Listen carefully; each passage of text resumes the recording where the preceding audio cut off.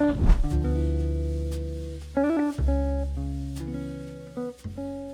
finally getting around to making this video. It's been nearly 2 months since I scripted it. I've just been so busy making other videos and I just haven't prioritized this one. But today we're going to talk about my camera gear and everything I use to make these videos. Now for me, content started probably about 2 years ago, and it was when I bought this phone.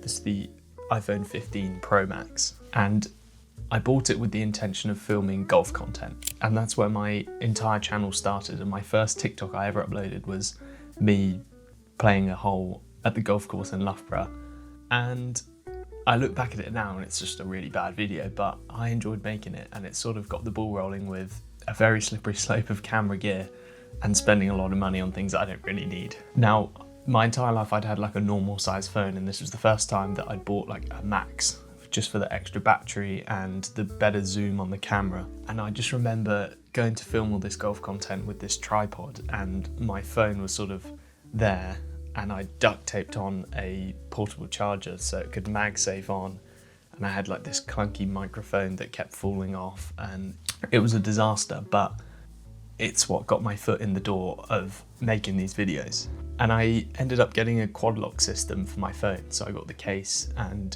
just for then a little bit of extra security, but the tripod was really cheap and it just kept falling over in the wind, and the microphone snapped a few times. Thanks, Holly. But it sort of served a purpose. It did exactly what it needed to do for me to realise that I actually really enjoy making videos, and this is something that I would want to invest in.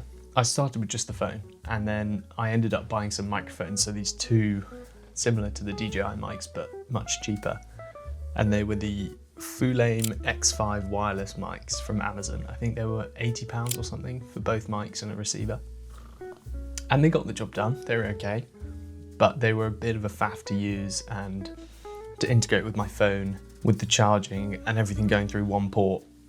It was a lot, it was clunky. The pros at this stage was I'd spent just over £100 on a quad lock system and a tripod and some mics, and I was making content, and it was amazing. And that's how it was for quite a few months until I decided to upgrade. So let's talk about pros and cons. The pros of using an iPhone is it's so convenient, it's really cheap, and it's kind of free because everyone has a phone. But the major con for me was the storage. I was filming in 4K 30 or 4K 24, I think, and I just ran out of storage straight away, and then every time I'd film I'd have to import that onto my laptop, and the whole process was just a bit arduous and a bit laborious. And not to mention, when I'm playing golf I like to track how I'm playing and put in my score and things on my phone, and if I'm filming with it, my phone's then out of action for that whole round, and it felt very limiting. So the next logical step was to buy a new camera, and at the time I didn't really want to spend loads of money and invest in a camera like this, like a big mirrorless DSLR, whatever it is. So the best option for me was the Osmo Pocket 3. That camera, I love that camera. It was so good. And especially for golf content, when you're trying to put a tripod on unstable ground, you can just have the horizon lock and all the shots are nicely leveled on the horizon. It was great. I ended up getting loads of different accessories for it. And yeah, that was my primary camera for well over a year. It helped me branch out into not just golf content, but more like lifestyle, and I'd bring the camera with me wherever I went and made little videos and vlogs. And granted, they didn't get loads of traction, but it sort of taught me the process of how to film and how to make something look great. I learned about ND filters and shooting in log, shutter speed, all the rules, how to make things look cinematic, and it was just amazing. I love that camera. I got the creator bundle, whatever that is, that came with the mic and the tripod and the handle and the case and all that sort of thing. But I did feel like I needed two mics, and I didn't like the big DJI mic that came with it, so I sold that and I bought these mics, the DJI mic minis. I think I paid £160 or £180 or something for them, which was not bad back in the day, but now they're like £40 for like the receiver and two transmitters, which is unreal. Like the cost of getting into videos now to get really high quality gear is just super low. So some pros for the DJI. It was so small, it was convenient. It had the gimbal built in, which meant you could get some really unique shots and shots that looked like it was done with a proper camera rather than just this small handheld little thing. The quality was so good, especially when I started learning about ND filters and pairing that. And the ND filter I bought was adjustable and it had like a built-in mist, and it was just, the things that came out of that camera just shouldn't have come out of that camera. It was really nice. And obviously so portable because it's so tiny. And it got my foot in the door with shooting vertical content and making short form content for TikTok and Instagram. Now, that camera was so good, but Holly and I planned a big road trip and I wanted to take some pictures and I didn't want to just use my phone. And obviously the Osmo can take pictures, but no one uses it for that because it's just not what it's meant for. So I was then looking at what else can I get that would be good for pictures, but also I can then start to learn a bit more about camera settings and a proper camera and have different lenses and be able to zoom and things like that, because I feel like that's what I really missed with the Osmo Pocket 3, not being able to zoom and not being able to take pictures. So just before our road trip, this summer of 2025, so last year in June, I was watching so many videos online, just almost an infinite amount of YouTube on what's the best camera to get, what's the best hybrid camera that's not going to be thousands and thousands of pounds, but that could be enough for a beginner, but also I didn't want to feel limited if I then learnt to love it and then felt like I needed a better camera because the one that I bought wasn't enough. So that's when I decided to buy this Fujifilm XS-20. And this camera came with a kit lens that was 15 to 45 millimeters, f3.5 to like 4.8, I think. But it had like this zoom, which I was really excited for, this zoom lens. But when using it, I didn't realize, I thought it was one of those manual zooms that then the lens pops out, but it was like a digital, I don't know what it's called, but it's like you turn the dial and it just automatically zooms at a steady rate, rather than you being fully in control of how much it zooms. I bought this camera with the idea of being able to take amazing pictures straight out of the camera, so have all the recipes built in and also do the video alongside. And that road trip, I got some of the best pictures I think I've ever taken. Actually, I know they're the best pictures I've ever taken using this camera and using just the basic kit lens. There was no filters, there was no editing, it was just everything straight out the camera with a recipe. During that trip and throughout that trip, and when I finished that trip, looking back at these photos, I'm just so glad that I brought this Fujifilm, because I think I was playing between this one and a Sony of a similar price. I don't know what it is, like the A6700 or like the ZV one, I can't remember what it was, but the thing that sold the Fuji for me was the built-in recipes, and I'm so glad I bought this camera. So when we got back from this trip, it was August or July of 2025, and I was just obsessed with pictures and cameras and videos and settings and the gear, and I was watching so much YouTube. One thing I realized from that is that I needed to invest even more into an ND filter. In doing that, I realized that the kit lens also probably isn't the best thing for cinematic videos. Not that there's anything wrong with it, and I'm the kind of person that just throws money at something that I'm passionate about and then sort of thinks later, but I have no regrets in upgrading when I did. I knew I wanted a new lens and an ND filter system, and so the lens I went for is this lens that's currently on. It's a f1.4, which was like an insane difference between the kit lens, and then a 13mm, so it's like super wide. Like you can, I wouldn't say super wide, it is wide, but it's obviously an APS-C camera, so the 13mm isn't as wide as it would be on a full frame, but I don't know what the equivalent is, maybe like 18mm on a full frame. Someone will have to correct me because that's definitely wrong. But yeah, I watched so many YouTube reviews on this lens and ultimately decided that it was the best one for me. And in terms of the ND filter, I don't actually have one on because it's sort of dark in this room, but I did end up with the Freewell V2 magnet CPL ND filter system, purely for the reason that I can just go like that and it's on, and then go like that and it's off, which means switching between photos and videos is like a breeze. I think I had 2 different ND filters before, like the cheaper ones, and they just weren't as good. I didn't want to have to screw them in and then unscrew them because I knew I wouldn't do that, it'd be a bit too much for faff. I was holding off buying an ND filter for this camera because there's just a lot. Like the Fujifilm settings are almost endless. It feels really overwhelming to begin with. And I remember shooting the videos that I took. I made 3 YouTube videos throughout this road trip, and they're like an hour long each, but all the videos I took were on autofocus, like single, and not on continuous, no.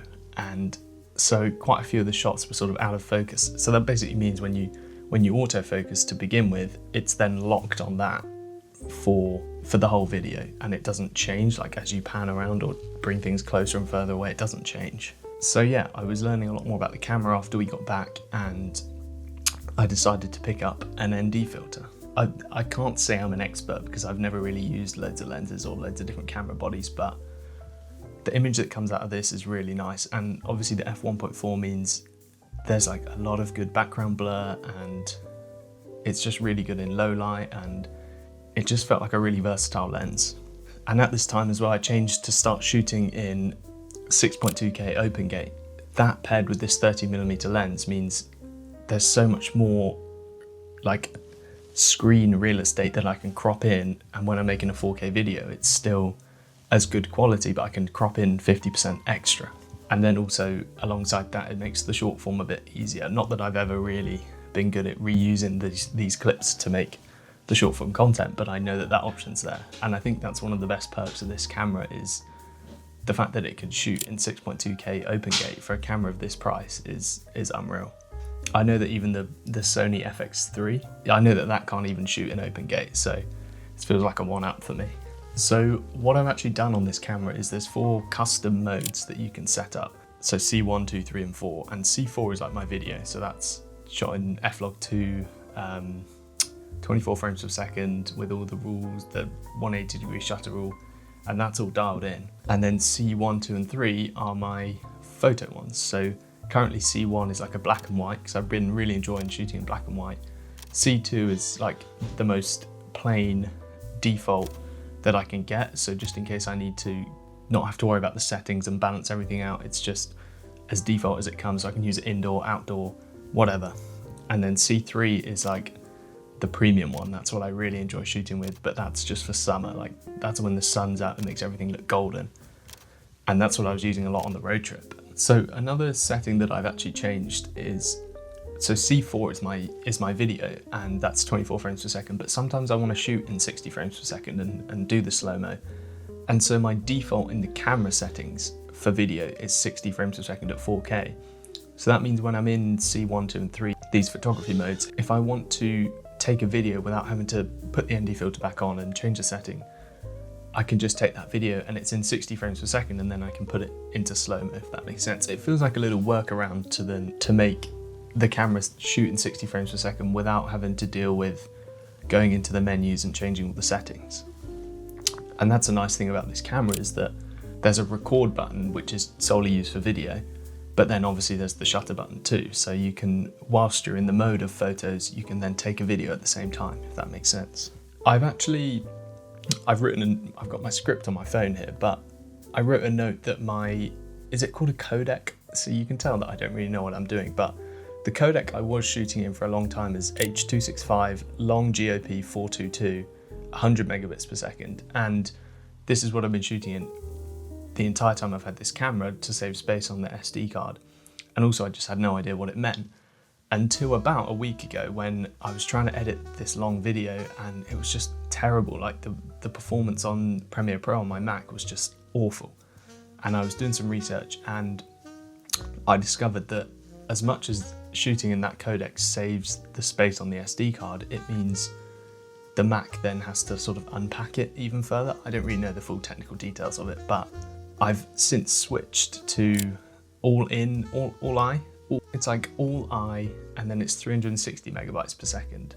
So I think that's where the codec, so it records each frame individually rather than like in between the frames. That's what I heard somewhere. I don't know if that's true. And I'm yet to edit a proper video using it, but I'm hoping that it's going to be much better. And I'm not saying I've got a bad laptop. I've got an M3 Pro, MacBook Pro. I'm hoping that that will just make it all run a little bit smoother. So moving on, yeah, I was loving this lens, this ND filter and this camera for a while, and then again I just felt like I was lacking zoom. I couldn't do what I wanted to do with my photos, especially without the zoom. Like a 13mm is quite wide for photos, and if I want to get any details or close-ups, it was a bit tough. I did what all camera people do and bought another lens. I just don't have an unlimited budget. I'm a student, but I do like to spend money on things that I like cycling or cameras. I went on MBP, the secondhand camera marketplace thing, and I bought a Tamron 17-70 f2.8. In my script here it says that was about 2 weeks ago, but this script was written in December of last year, so that was about 2 months ago now.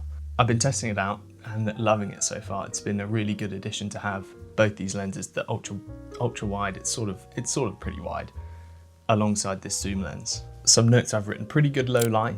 I think that's okay. f2.8, it could be worse, could be better. I mean, it's hard going from f1.4 on this lens to an f2.8, but it's definitely better than the kit lens at f3.5.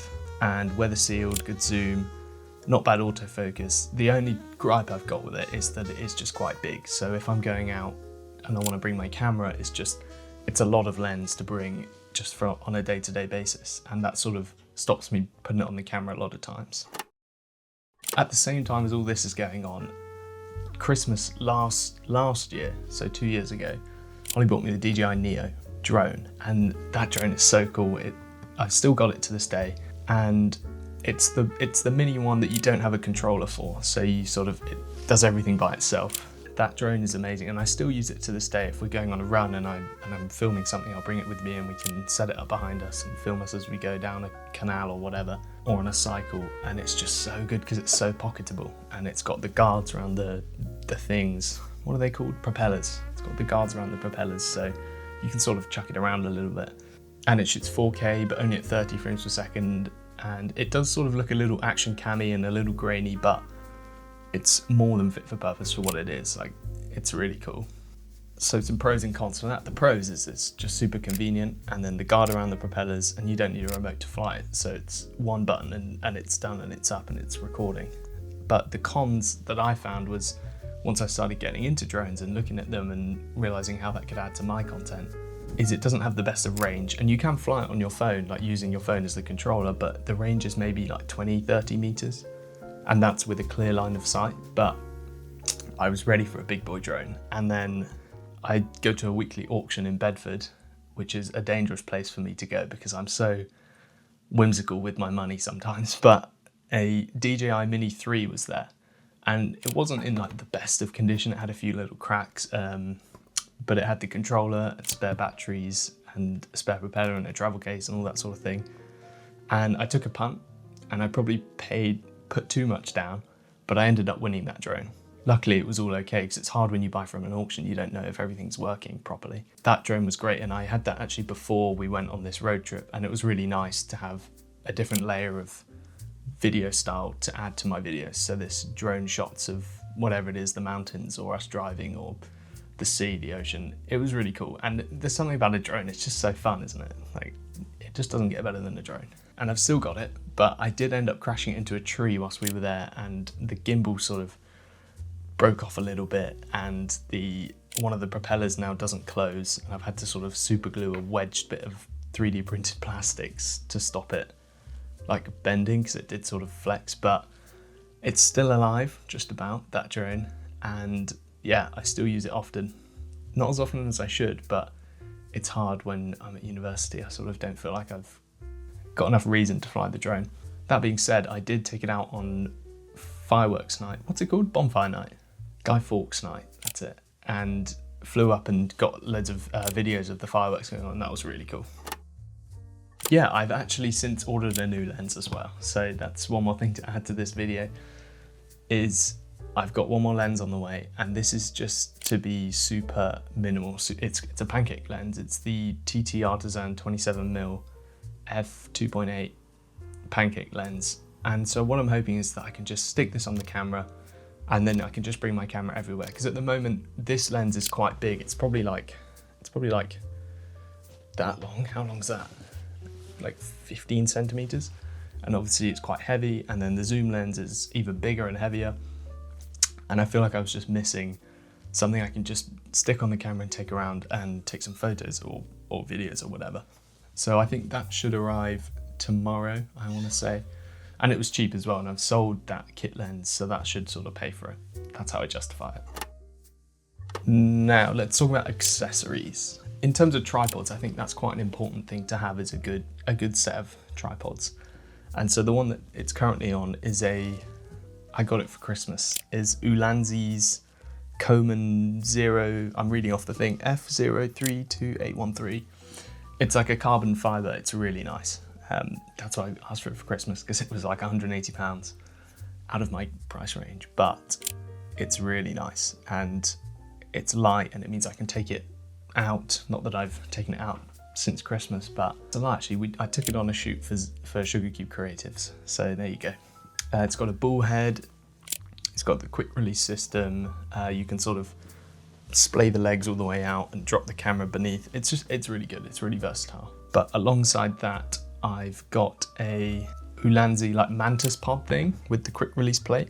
Gonna focus? Yeah, this thing. And then it has the little flick out legs, which is really cool. And this is amazing, I like this a lot. And it's got a hot shoe. Is that hot shoe or cold shoe? I always get them confused. Got a hot shoe, cold shoe mount. It's got a swivel.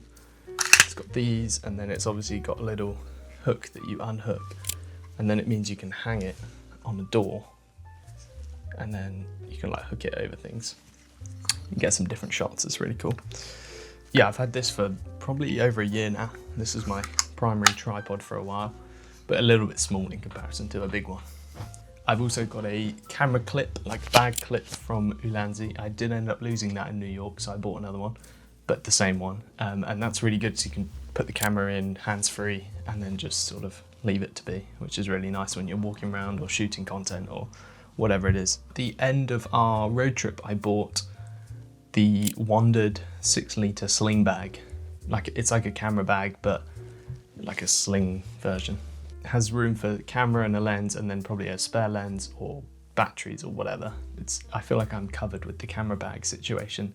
And it's not like I have infinite gear that I need to bring around. And to be honest, I don't want to become one of those people that just has 14 lenses and 3 different camera bodies. I want to keep it as simple as possible, because I feel like that's how I'll enjoy it the most. I don't want to have too much stuff going on.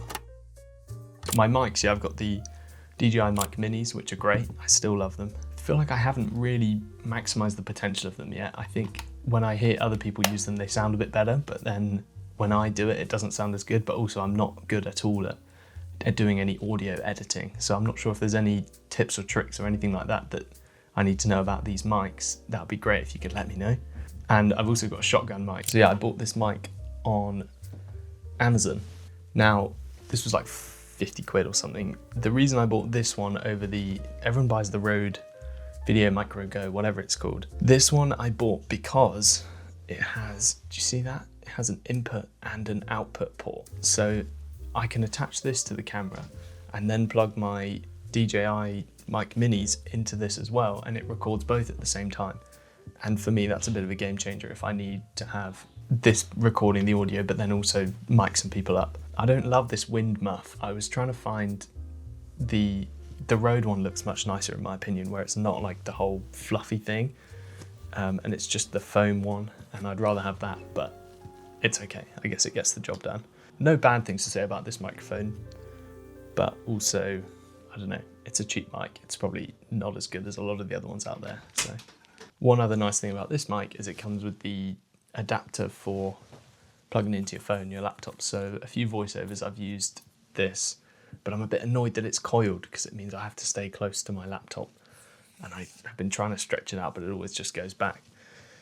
But I think I'm just going to use the DJI mic minis now. I sort of sit under a hoodie and then I get better audio quality anyway. So I don't think I'll use this one for voiceovers anymore. Now, if you follow my socials, my Instagram, TikTok, you've seen that I also bought I basically sold my Pocket 3 and bought this DJI Osmo Nano, and this has been amazing. I love this camera a lot.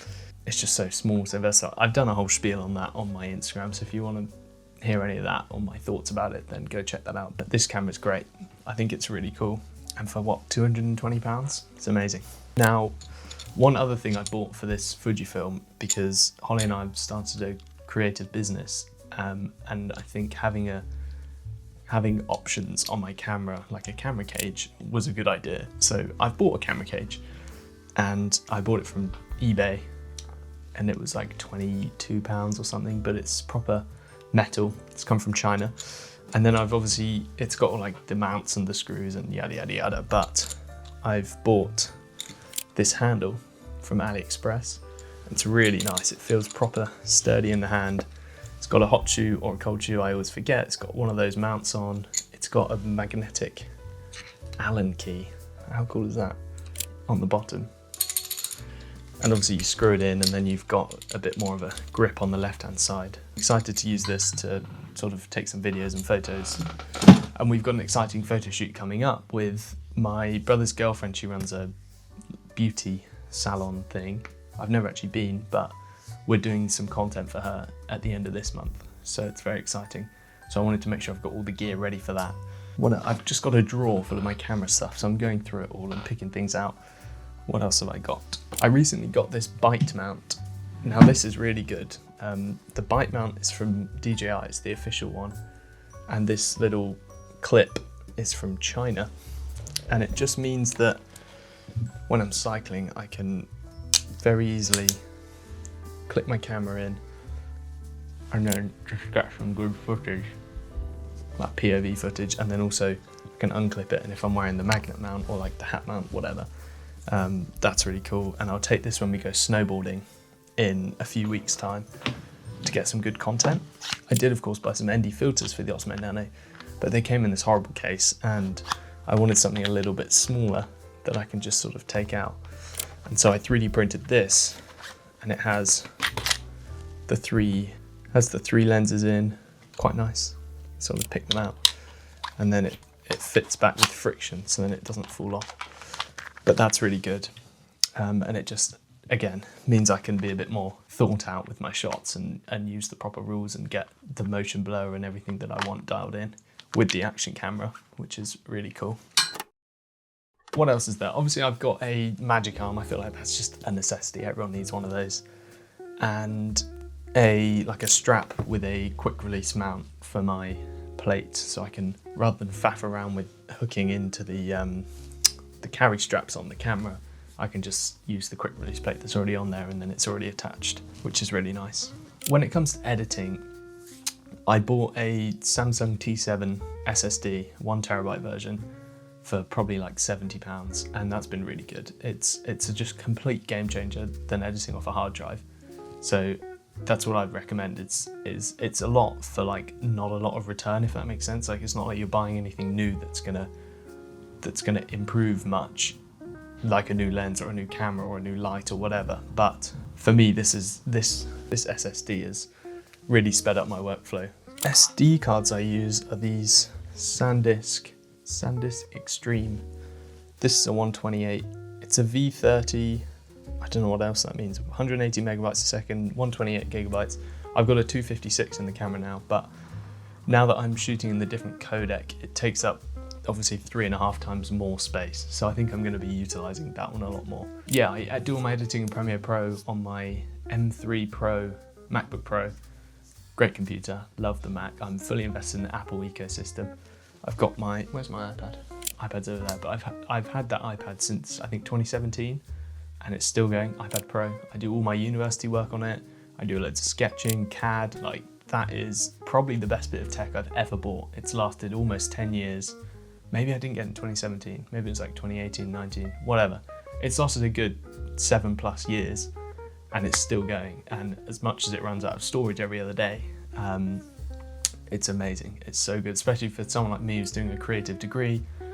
I need that iPad. I wouldn't be able to do my degree without it. One last thing is this light I got from China. It was like £4, but it's really good. It goes into the hot shoe, and you can change the temperature. See, make myself really cold or really warm, and turn it down, turn it fully off. Yeah, it was a really good buy, I think, and it obviously goes hand in hand with the cage. But I think that's about it, to be honest.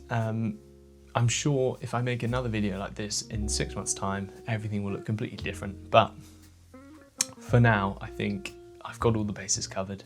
Actually, I don't want to say that because I know I'll end up buying something new, but everything works as it should, and I'm really happy with everything that I've got going on at the moment. I feel like not enough people talk about this camera. I know it's a bit of a budget option, but if you're looking for a new camera and you've only got £1,200 to spend, I'd really recommend this Fujifilm XS-20. It's a bit of a beast. It's like an unspoken hero, in my opinion. Not that I've used any other cameras, but from what I can tell, it's just great. That about sums it up. 2 months of procrastination on this video, and that's all it took to film it. But I hope you've enjoyed, and stay tuned on this channel because Holly and I are going with my mum and my sister to Italy, to Cortina, which is where the Winter Olympics is happening, and Holly and I are doing a day of snowboarding, so that'll be really exciting.